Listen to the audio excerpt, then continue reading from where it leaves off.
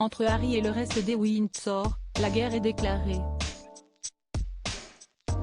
Son documentaire Netflix Meghan et Harry, ses révélations tonitruantes sur sa famille dans ses mémoires Le Suppléant, l'interview choc avec son épouse et Oprah Winfrey, son retrait de ses fonctions royales et son déménagement en Californie sont autant de raisons qui l'ont brouillé lui et sa femme Meghan Markle avec son père, Charles III et son frère William.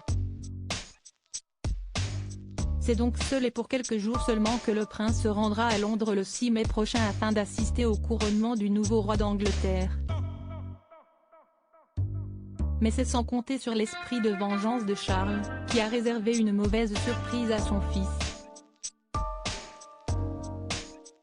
Selon les confidences à GB News de Paul Burrell, ancien garde du corps de la princesse Diana, le prince Harry devra se contenter d'être assis 10 rangs derrière lors de la cérémonie du sacre, qui aura lieu à Westminster Abbey devant plus de 2000 invités.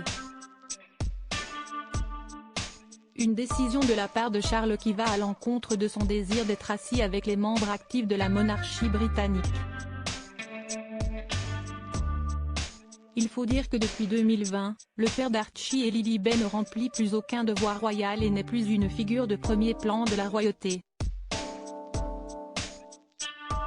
Par ailleurs, si la plupart des sujets britanniques espèrent une réconciliation entre les deux parties, celle-ci ne risque pas d'avoir lieu ce 6 mai.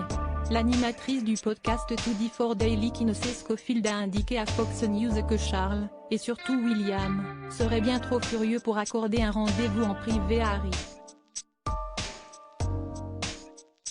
Supérieur à l'année 2022 mouvementée de Meghan Markle et Harry en images Charlie de retour aux États-Unis juste après la cérémonie officiellement, la raison pour laquelle le prince Harry ne s'éternisera pas à Londres pour le couronnement concerne son fils. Le 6 mai est en effet le jour de l'anniversaire du petit Archie, qui fêtera ses 4 ans.